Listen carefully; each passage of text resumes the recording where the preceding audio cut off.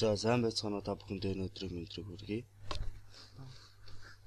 Интернет даунлоад менежерийг яаж татах, яаж крактах тухай яаж суулгахыг зааж өгье.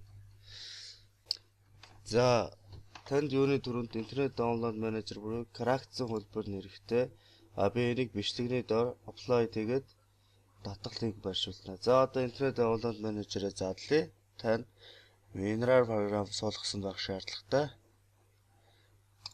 Extract files.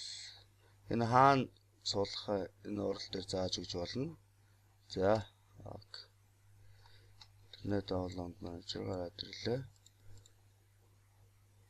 Then yes. Next.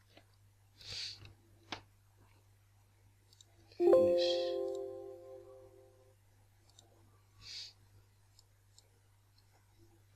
За интернет даунлоад менежер одоо крактий. Одоохондоо юуг байгаа?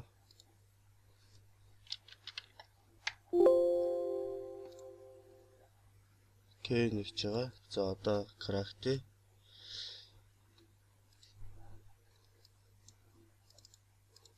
Copy гэж аавна.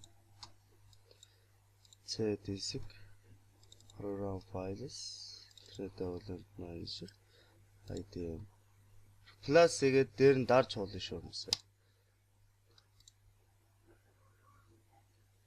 IDM rec бас чирж оруулъя. Copy-д оруулсан ч болно. За хэвслүүлье. За болчлаа шүү хүмүүсээ.